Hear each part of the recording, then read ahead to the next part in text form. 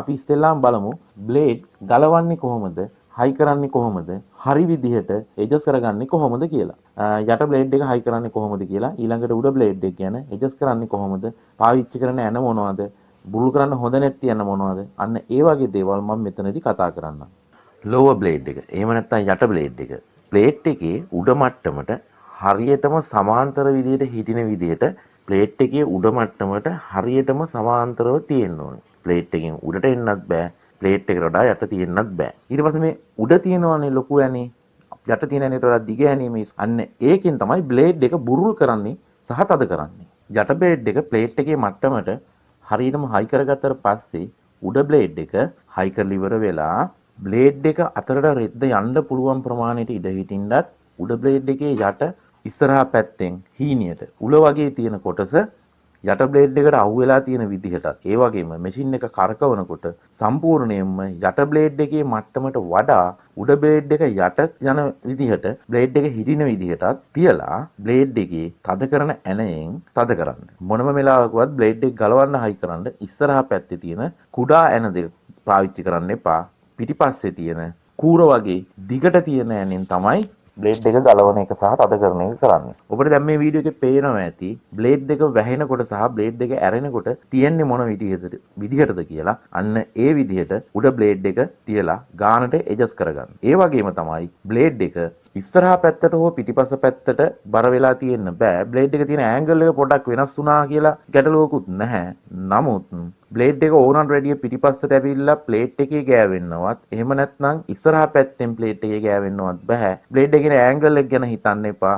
යට බ්ලේඩ් එකට සමාන්තරව වගේ බ්ලේඩ් එක තියෙනවා නම් ඒ හොඳටම ඇති. ඒ වුණාට බ්ලේඩ් එක ඇරෙනකොට හොඳට ඇරෙන්න ඕනේ. වැහෙනකොට යට බ්ලේඩ් එකේ මට්ටමට වඩා පල්ලෙහාට යන්න ඕනේ. අපර් බ්ලේඩ් හෝල්ඩර් එකේ ඒ කියන්නේ උඩ බ්ලේඩ් එක හයි කරලා තියෙන කොටසේ අපිට ඉස්සරහා පැත්තෙන් බලනකොට කුඩා ඇන දෙකක් තියෙනවා.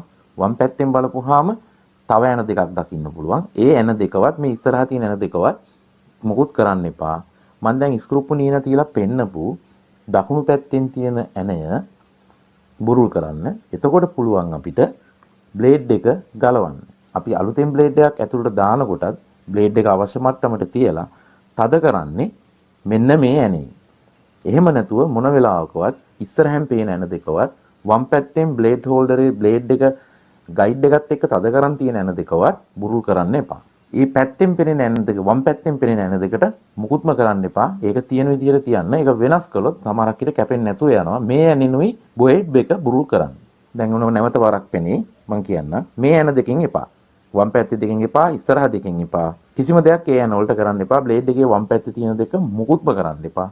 ඉස්සරහ තියෙන ඇන දෙක මුකුත්ම කරන්න එපා.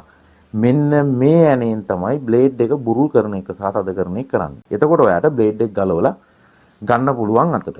ඒ වගේම තමයි බ්ලේඩ් හයි කරාට පස්සේ බ්ලේඩ් එක හරියටම යට බ්ලේඩ් එක උඩ බ්ලේඩ් එක හේතු වෙලා නැති වෙන්න පුළුවන්. එක්කෝ ඉස්සරහා පැත්තෙන් හේතු වෙලා, එහෙම නැත්නම් පිටිපස්ස පැත්තෙන් හේතු වෙලා. දැන් පිටිපස්ස පැත්තෙන් හේතු වෙලා තිබුණොත් කැපෙනවා. නමුත් ඉස්සරහා පැත්තෙන් හේතු වෙලා පිටිපස්සෙන් පැත්තෙන්, ඒ කියන්නේ පිටිපස්සට කියන්නේ අපේ පැත්තෙන් හේතු වෙලා නැත්නම් හරියට කැපෙන්නේ නැහැ. එතකොට තමයි ඔය මේ කුඩා ඇන දෙක අවශ්‍ය වෙන්නේ.